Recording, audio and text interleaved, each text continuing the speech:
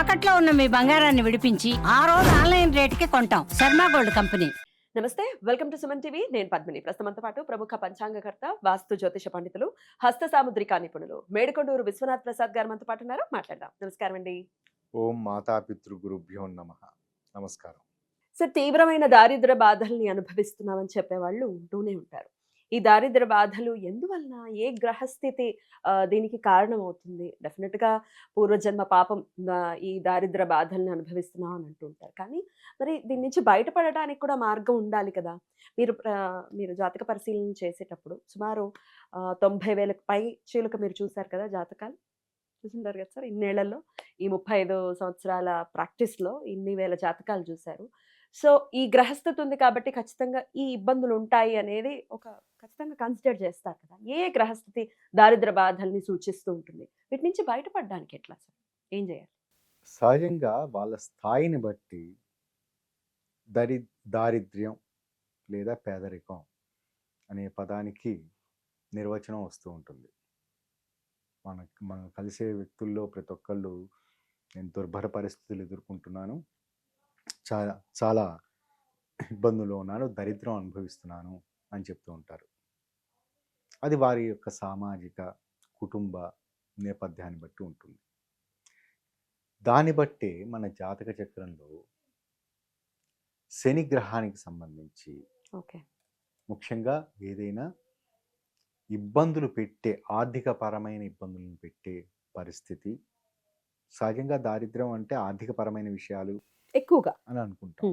కానీ దారిద్ర్యం అంటే కేవలం ఆర్థికపరమైన విషయాలు మాత్రమే కాదు, అనారోగ్య సమస్యలు కూడా దారిద్ర్యమే. అంటే ఏ పని చేయటానికి శరీరం సహకరించని పరిస్థితి కానీ, లేదా కుటుంబ సభ్యులు సహకరించని పరిస్థితి ఉన్నప్పుడు బయటికి పనికి వెళ్ళలేని పరిస్థితి. పని అందుబాటులో ఉంటుంది, చేయవలసిన పని అందుబాటులో ఉంటుంది, కానీ కుటుంబానికి ఎక్కువ సమయం కేటాయించవలసిన పరిస్థితి. కొన్ని సందర్భాల్లో దారిద్ర్యం ఎలా వస్తూ ఉంటుందంటే చేసిన పనికి తగిన ప్రతిఫలం ఆశించిన విధంగా రాకపోవటం. అంటే ఉదాహరణకి వ్యవసాయదారులు ఉన్నారు. వ్యవసాయానికి సంబంధించి వారు ఎంతో ఖర్చు పెట్టి శ్రమ కూర్చి పంటలు వేస్తూ ఉంటారు. చిట్ట చివరి నిమిషంలో ఆ పంట వచ్చే సమయంలో వాతావరణ బీభత్సాల కారణం చేతనం, లేదో మరొక కారణం చేతనం, వేరే ప్రభుత్వపరమైన నిర్ణయాలు, ట్రాన్స్పోర్టేషన్ కారణం చేతనం వాళ్ళు పెట్టిన పెట్టుబడి రాకపోవటం, అది తాత్కాలికంగా వారికి చాలా ఇబ్బంది పెట్టే అంశం. అది కూడా దారిద్ర్యానికి సంబంధించింది. కానీ ఇక్కడ ఫండమెంటల్ పాయింట్ ఏమిటంటే, ఏ వ్యక్తి పుట్టుక నుంచి తన చివరి గడియల వరకు దారిద్ర్యంలో ఉండే అవకాశాలు ఉండవు. ఒక స్థాయి మీకు గతంలో యోగిని సైకిల్స్ అని వివరించాను. ఈ యోగిని సైకిల్ దాంట్లో ప్రతి ఒక్కరికి 36 సంవత్సరాలు దాటిన తదుపరి నుండి వారి వ్యక్తిత్వంలో మార్పులు రావటం కావచ్చు, లేదా వారి చుట్టుపక్కల ఉన్న ఎన్విరాన్మెంటల్ కండిషన్స్ని అర్థం చేసుకోవటం వలన కావచ్చు, వాళ్ళలో మెచ్యూరిటీ లెవెల్స్ పెరగటం వలన కొంచెం పాజిటివ్ రిజల్ట్ రావచ్చు, లేదా అంతవరకు వాళ్ళు అనుభవిస్తున్న చాలా చక్కటి అనుకూలమైన జీవన విధానానికి వ్యతిరేకంగా కొంచెం తక్కువతోటి 36 సంవత్సరాల తర్వాత రావచ్చు. సో ఏ వ్యక్తిని మనం ఇతను పరిపూర్ణంగా దారిద్ర్యంలో ఉన్నాడు అని భావించలేం. బట్ వాళ్ళు చెప్పుకుంటూ ఉంటారు కదా సార్, పుట్టినప్పటి నుంచి ఇందులోనే ఉన్నామండి, దరిద్రం అసలు పోనే పోవట్లేదు. అంటే that is because of comparison. ఇక్కడ సహజంగా చిన్నప్పుడు నేను కొంతమంది పెద్దవాళ్ళు వాళ్ళు వింటూ ఉన్నప్పుడు, చిన్నప్పుడు మేము కేవలం మాకు వరి అన్నం తింటాం అంటే తెలియదు, వరి అన్నం అనేది చుట్టాలు వచ్చినప్పుడు మాత్రమే మాకు వరి అన్నం ఉండేది, మిగతా సందర్భంలో వరిగల అన్నం లేకపోతే జొన్న అన్నం ఇప్పుడు మిల్లెట్స్ అన్ని తింటూ ఉన్నాం కదా అంటూ మాకు బయటికి. ఇప్పుడు మన సహజంగా మారుతున్న పరిస్థితులు వీటన్నిటిలో తీసుకున్నప్పుడు దూర ప్రాంత వ్యక్తులతోటి మనం సంభాషించాలి అని అనుకున్నప్పుడు, మా చిన్నప్పుడు ఇటువంటి సదుపాయాలు లేవు. ఫోన్ చేయాలని అనుకుంటే చాలా ఖర్చు అయ్యేది, అది కూడా ఖర్చు పెట్టినా దొరికేది కాదు. కానీ ఉత్తరాల ద్వారా 15 పైసలతోటి వచ్చే పోస్ట్ కార్డ్ ద్వారా మాత్రమే తెలుసుకోవటం. ఇప్పుడు అంతాను అంటే మారుతున్న సామాజిక పరిస్థితులు వీటన్నిటితోటి పోల్చుకుంటే గతంలో పేదరికం అనేది ఉన్నది, దాని తగ్గట్లుగా జీవన విధానం అనేది ఉన్నది. ఇక్కడ దారిద్ర్యానికి సంబంధించి దరిద్రం అనే భావన అది శాశ్వతమైన స్థితి కాదు. మారుతుంది. అది శాశ్వతమైన స్థితి అని చెప్పటం అనేది అది ఒక మానసిక పరమైన పోల్చుకోవడం. Right. రెండవది ఇటువంటి లక్షణాలను సూచించేది జాతక చక్రంలో ప్రధానంగా శని. పూర్వ జన్మకి సంబంధించిన ప్రారబ్ధాన్ని అనుభవపూర్వకంగా అర్థమయ్యేటట్టు చేసే గ్రహం శని. మరి శని ఎక్కడ ప్లేస్ చేసి ఉంటే ఇది ఏ ఎక్కువ? స్థానంలో ప్లేస్ చేయబడి ఉన్నప్పటికీ, ముఖ్యంగా 12th హౌస్లో ప్లేస్ చేయబడి ఉన్న సందర్భాలలో వారికి పూర్వజన్మకు సంబంధించిన లేదా పూర్వజన్మ సుకృతం కావచ్చు, లేదా ప్రారబ్ధం కావచ్చు, ఏదైనా కావచ్చు, అది పరిపూర్ణంగా అనుభవించేటట్టు చేసి వారిని ఒక మంచి విధంగా సానపట్టి ఒక వజ్రంలా తయారు చేస్తాడు శని. ఓకే, అదేవిధంగా పంచమ స్థానంలో శని ఉన్నాడు అనుకుందాం. ఉదాహరణకి ఏ లగ్నానికి అయినప్పటికీ వారికి సంతానం మూలకంగా కావచ్చు, లేదా తల్లికి సంబంధించి కావచ్చు, వాళ్ళ విద్యా సంబంధిత విషయాల్లో కావచ్చు, ఏదైనా కొన్ని ఇబ్బందులు ఎదుర్కొంటూ, అంటే పూర్వజన్మకు సంబంధించి ఇటువంటి దారిద్ర్యానికి సంబంధించి ఇందాక మనం అనుకున్నట్లుగా చదువుకు సంబంధించి అనుకుందాం. కాన్సన్ట్రేషన్ చక్కగా లేకపోవటం విద్యార్థులకి, పరీక్షల సమయంలో లేకపోవటం, లేదా ఆ సమయానికి వారు పరీక్షలు అటెండ్ కాలేని పరిస్థితులు ఉండటం, వీటి కారణం చేత 2-3 సార్లు ఫెయిల్ అయిపోయిన తర్వాత ఇక నేను ఎలా అయినా సాధించాలి, నన్ను అందరూ కొంతమంది ఏమో ఇంకా నా వల్ల కాదు, అటెంప్ట్ చేయకూడదు అని అనుకుంటారు. కానీ శని ఉన్నప్పుడు వాళ్ళకి సాధన ద్వారా, వాళ్ళకి అర్థమయ్యేటట్టు చేసే విధంగా ద్వారా మరలా వాళ్ళు ప్రిపేర్ అయ్యి కష్టపడి చదివి అందులోనే రాణిస్తారు. కాబట్టి శని కారకత్వం ఎందులో ఏ భావంలో ఉంటే ఆ భావానికి సంబంధించి కొంత ఇబ్బంది పెట్టే పరిస్థితి ఉండి అందులోనే ఎదుగుదల ఉంటుంది. దారిద్ర్యం అనేది ఇది మానసిక పరమైన భావన. అది పరిపూర్ణంగా తినటానికి తిండి లేకుండా ఉండే పరిస్థితి అనేది వాళ్ళ సామాజిక, వాళ్ళు ఆ ప్రాంతీయ ఉన్నదానికంటే మెరుగుదల రోజుకు రోజుకు ఉంటుంది. కానీ కొన్ని సందర్భాలలో వారికి ఉన్న కొన్ని అవకాశాలు, అంటే ఉదాహరణకి చాలా ఉన్నత స్థాయిలో ఉద్యోగం చేసిన వ్యక్తి అకస్మాత్తుగా రిటైర్ అయిన తర్వాత రిటైర్మెంట్ బెనిఫిట్స్ అతనికి అందని పరిస్థితుల్లో అంటే కొంతకాలం అందని, అప్పుడు తీవ్రమైన ఇబ్బందులు ఎదుర్కొనే అవకాశాలు ఉంటాయి. అది తాత్కాలికమైన దారిద్ర్యం. ఓకే, కాబట్టి ఇటువంటి పరిస్థితులు, దారిద్ర్యం అంటే మానసిక దారిద్ర్యం కూడా ఉంటుంది, భావ దారిద్ర్యం ఉంటుంది సార్. చాలా మందికి ఎప్పుడు చూసినా నెగటివ్ మాట్లాడుతుంటారు, లేకపోతే ఉన్నదాన్ని కూడా యాక్సెప్ట్ చేయకపోవటం, ఇటువంటివి కూడా చూస్తూ ఉంటారు. ఇది సహజంగా ఎవరికి వారు ప్రతి వ్యక్తి తమను తాము ఉన్నతులుగా భావించుకుంటారు. నాకేమిటి కష్టం రావటం ఏమిటి అనేది భావించుకుంటారు. అది సహజ సిద్ధమైన విషయం. అదేదో సినిమాలో చెప్పినట్లు ఎవరి సినిమాకి వారే హీరో అన్నట్లుగా ప్రతి ఒక్కళ్ళు వాళ్ళే చాలా ఉన్నతిగా, ఆ క్రమంలో జీవిత భాగస్వామిని కూడా ఇబ్బంది పెడుతుంటారు. నిన్ను చేసుకున్న దగ్గర నుంచి నాకు ఇది మొదలైందనో, నీ వల్లనో ఇది అంటూ ఉంటారు కదా. ఇది సహజంగా ఏమిటంటే ముందు చెప్పినట్లుగా తాను మాత్రం చాలా పవిత్రుడు, అంటే చాలా గొప్పవాడు, హీరో. తనకు జరిగే విషయాలకు మరొకరు కారణం, నీ వలన దానికి బహుశా పెళ్ళై ఉంటే జీవిత భాగస్వామిని అంటూ ఉంటారు. అంతకంటే ప్రియమైన శత్రువు, ప్రియమైన మిత్రువు వాళ్ళే కదా. కాబట్టి నాకు నా తలనొప్పి వచ్చిందంటే కారణం నువ్వు అని నిందించే అవకాశం ఉంటుంది. అటువంటిది ఉంటుంది. లేదా పెళ్లి కాకుండా ఉన్నట్లయితే స్నేహితుడు, పక్కవాడు పొరపాటు చేయబట్టి, ఇది పేరెంట్స్ కూడా అంటారండి, మావాడు చాలా మంచివాడండి, ఇది న్యాచురల్. రెండోది మనం చూస్తూ ఉంటాం కొంతమందిని. నేను హైదరాబాద్ వచ్చిన కొత్తల్లో నా జేబులో బాగా 100 రూపాయల కట్టలు పెట్టుకొని తిరుగుతూ ఉండేవాడిని. అప్పుడు ఆ సమయంలో ఈ ప్రాంతం అంతా గజం 100 రూపాయలు, 125 రూపాయలు వచ్చింది. ఆ సమయంలో నేను కొనున్నట్లయితే ఈ పాటికి నేను అయి ఉండేవాడిని. అది కాదు, పక్కన వాళ్ళకి ఇప్పించాను, నేను వాడికి ఇప్పించాను, వీడికి ఇప్పించాను, నేను కొనలేదు అనే వాళ్ళు కూడా ఉంటాయి. ఇదంతా ఏమిటంటే ఆలోచనకు సంబంధించి, అంటే ఆ సమయానికి వాళ్ళకి దాని విలువ తెలియదు, లేదా భవిష్యత్తును అంచనా వేయటం తెలియదు. కానీ ఆ పర్టికులర్ సమయానికి వచ్చినప్పుడు జెలసియస్ రీజన్స్ తోని ఎక్స్ప్రెస్ చేయటానికి మరొకరితోటి పోల్చుకోవటం, ఇటువంటి లక్షణాలకు కారణం కూడా శని గ్రహానికి సంబంధించి. కానీ క్రమంగా కొంతమంది మ్యాక్సిమం దారిద్ర్యం అనేది జీవితకాలం పాటు ఎవరికీ ఉండదు. హ్మ్. మార్పు అనేది ఉంటుంది. సరే, ఆ మార్పు రావాలి. మేము ప్రయత్నపూర్వకంగా చేయాలనుకుంటున్నాం. ఏం చేయమంటారు? మొట్టమొదట హ్మ్. ప్రారబ్ధ కర్మలు వీటన్నిటికి సంబంధించి మనం ముందు ఎపిసోడ్స్లో వివరించినట్లుగా ఆత్మ అది దానికి సంబంధించింది, అంటే పూర్వజన్మకు సంబంధించింది క్యారీ ఆన్ అవుతూ ఉన్నది ప్రారబ్ధానికి సంబంధించి. దానికి సంబంధించి ఆత్మకారక తత్వం రవి. రవిగ్రహానికి సంబంధించి పరిపూర్ణమైన శాంతి విధానాలు చేసుకోవటం, లేదా వారికి తోచిన విధంగా ఎక్కువ ఖర్చు పెట్టవలసిన అవసరం లేదు. ఉదయాన్నే లేవటం, సూర్యోదయ సమయంలో సూర్య నమస్కారాలు చేసుకోవటం, కుదిరిన సందర్భాల్లో ఆదిత్య హృదయము, సూర్యపంజర స్తోత్రము చదువుకోవటం, కుదిరిన వారికి ఆర్థిక స్తోమతను బట్టి గుప్పెడు, కేజీను 2 కేజీలను ఎంతో గోధుమలు కానీ గోధుమ రవ్వ కానీ మరొకరికి తినటానికి సహాయం చేయటం. ఇది వారికి వెంటనే ఉపశమనం కలిగించి మంచి అనుకూలం. అంటే ఉద్యోగపరమైన పరిస్థితులు, అంటే ఇందాక వివరించాను చూసారా, ఒక ఉన్నత ఉద్యోగంలో ఉండి బయటకు వచ్చి వెంటనే ఆర్థికపరమైన స్థితులు లేని అటువంటి సందర్భాలలో ఇది ఉపయోగపడుతుంది. ఇందులో శాకాహార మాంసాహార లక్షణాలు చాలామంది ఉంటూ ఉంటారు. ఆదివారం పూట మాంసాహారం చాలామంది ఇప్పుడున్న పరిస్థితుల్లో ఆదివారం పూట మాంసాహారం అనేది తింటూ ఉన్నారు. చాలామందికి పరిపాటైంది. కానీ ఆదివారం పూట మాంసాహారం తినకుండా ఉన్నట్లయితే వారికి ఆర్థిక పరంగాను ఆరోగ్యపరంగాను చాలా ఉపయోగపడుతుంది. ఇది చాలా ప్రూవ్డ్ వన్. చాలామంది ఆదివారం పూట మాంసాహారులు నియమాలు పాటించడం.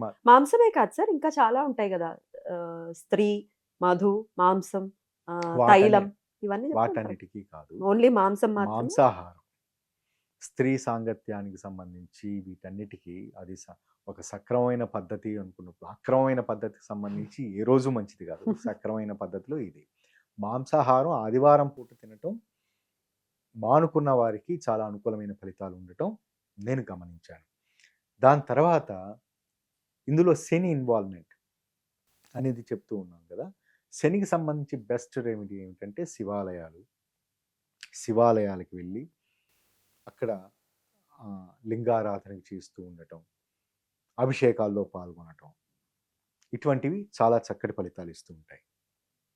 అలానే శనివారం పూట శనికి ప్రదక్షిణాలు చేయటం, తిలలు శనిగ్రహం దగ్గర ఉంచి, తిలలంటే నువ్వులు, నల్ల నువ్వులు ఉంచి చేయటం, ఇవి చక్కటి త్వరితగతిన ఫలితాలను ఇచ్చే అవకాశాలు ఉంటాయి.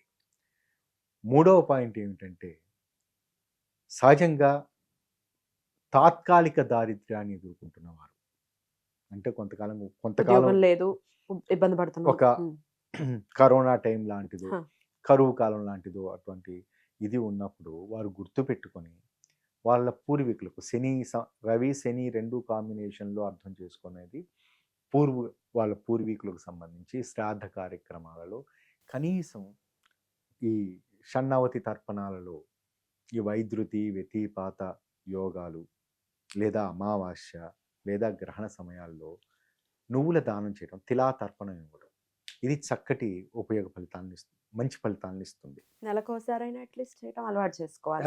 అలవాటు అది తిలలు దొరుకుతాయి, తిలా తర్పణం వాళ్ళ పెద్దవారిని తలుచుకోవటం, ఈ షణ్ణవతి తర్పణాలలో వైద్యుతి వ్యతిపాత లేదా ఈ రాశి సంక్రమణ పుణ్యదినాలు లేదా గ్రహణ సమయాల్లో ఇది చేస్తూ ఉండటం వలన చాలా అనుకూలమైన ఫలితాలు ఉంటాయి. ముఖ్యంగా అనారోగ్య సమస్యలతో దారిద్ర్యం వచ్చిన పరిస్థితుల్లో వాటిల్లో అది చాలా ఉపయోగపడుతుంది. దాని తర్వాత ప్రతిరోజు ఎవరైనా, ఇప్పుడు మనం ప్రస్తుతం భవిష్యత్తులో అటువంటి కరువు కాలం, మనం దారిద్ర్యం అని పదం ఉపయోగించుకోకుండా ప్రతి ఒక్కరికి ఏదో సమయంలో కరువు కాలం వస్తుంది. డబ్బులు ఉన్నప్పటికీ తినలేని పరిస్థితి వస్తుంది. మనకి ఉదాహరణకి గతంలో కరోనా ఏర్పడినప్పుడు అందరి దగ్గర డబ్బులు ఉన్నాయి, కానీ బయట తినుబండారాలు దొరికే అవకాశం కానీ వస్తువులు కానీ లేవు. అది చాలా ఇబ్బంది పడ్డారు. కాబట్టి ఇటువంటి కరువు కాలం అనుకుందాం. ఇటువంటి కరువు కాలం భవిష్యత్తులో రాకుండా ఉండటానికి, ఒకవేళ అనుభవిస్తున్న అటువంటి పరిస్థితులు అనుభవిస్తూ ఉన్నప్పుడు దారిద్ర్య దుఃఖ దారిద్ర్య దహన స్తోత్రం ఉమ్. అనేది ఒకటి వశిష్ఠ విరచిత ఓకే. దారిద్ర్య దహన స్తోత్రం అనేది ఉంది. మీ పంచాంగంలో కూడా మీరు మెన్షన్ చేశారు దాన్ని. నేను నా ఆ. పంచాంగంలో దాన్ని ఉమ్. ప్రచురించాను. ఉమ్. దాన్ని ప్రతిరోజు ఒకసారి చదువుకోవటం వలన హ. ఆర్థిక అనారోగ్య సమస్యల నుంచి బయటపడవచ్చు. ఇది ఎక్కడ దొరుకుతుంది అని మళ్ళీ ఖచ్చితంగా అడుగుతారు కాబట్టి ఒక్కసారి మాకు చదివి వినిపిస్తే నేను దాన్ని చక్కగా చూపిస్తాను. వాళ్ళకి ఉపయోగపడుతుంది చదువుకోవాలనుకునే వాళ్ళకి. చదివి ఇది వినిపిస్తారా? చదివి వినిపిస్తాను. ఇది ప్రముఖంగా ప్రతి ఆధ్యాత్మిక గ్రంథాలను ప్రచురించేవారు ఖచ్చితంగా ప్రచురించి ఉంటారు. సరే, దొరకని పక్షంలో ఇప్పుడు దొరకని మనం పక్షంలో చూపిస్తే ఇది ఉపయోగపడుతుంది కదా. అది ఏమిటి అనేది తెలుసుకోవడానికి ఉపయోగపడుతుంది. చదివి వినిపిస్తాను. విందాం మరి. ఇది ఉమ్. దాన్ని ప్రతిరోజు ఒక పర్యాయం చదువుకుంటే ఉమ్. అనుకూలమైన ఉమ్. ఫలితాలు ఉంటాయి. విందాం. దారిద్ర్య దహన స్తోత్రం.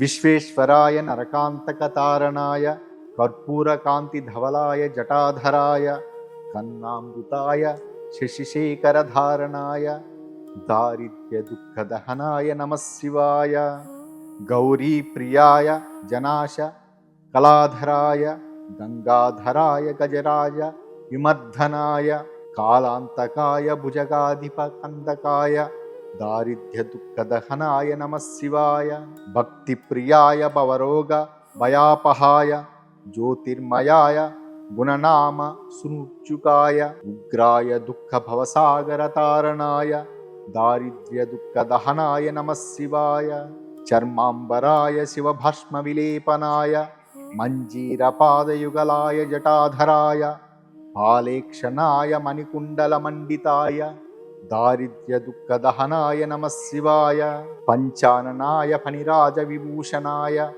ఆనంద భూమి వరదాయ తమోమయాయ హేమాంశుకాయ భువనత్రయ మండితాయ దారిద్ర్య దుఃఖ దహనాయ నమః శివాయ భానుప్రియాయ భవసాగర తారణాయ నేత్రత్రయాయ శుభలక్షణ లక్షితాయ కాలాంతకాయ కమలాసన పూజితాయ దారిద్ర్య దుఃఖ దహనాయ నమః శివాయ రామప్రియాయ రఘునాథ వరప్రదాయ పుణ్యేషు పుణ్యభరితాయ సురార్చితాయ నామప్రియాయ నరకాన్నవతారణాయ దారిద్ర్య దుఃఖ దహనాయ నమః శివాయ ముక్తేశ్వరాయ ఫలదాయ గణేశ్వరాయ మాతంగ చర్మ వసనాయ మహేశ్వరాయ గీతప్రియాయ వృషభేశ్వర వాహనాయ దారిద్ర్య దుఃఖ దహనాయ నమః శివాయ వశిష్ఠేన కృతం స్తోత్రం సర్వరోగ నివారణం సర్వసంపత్కరం శీఘ్రం పుత్ర పౌత్రాదివర్ధనం దారిద్ర్య దుఃఖ శమనం సర్వమృత్యు నివారణం త్రిసంధ్యం యః పఠే నిత్యం సహి స్వర్గమవాప్నుయాత్ ఇది శ్రీ వశిష్ఠ విరచితం దారిద్ర్య దహన స్తోత్రం. సో దీన్ని చక్కగా ప్రతిరోజు చదవటం రాని వాళ్ళు విన్నా కూడా ఫలితం ఉంటుంది కదా సార్?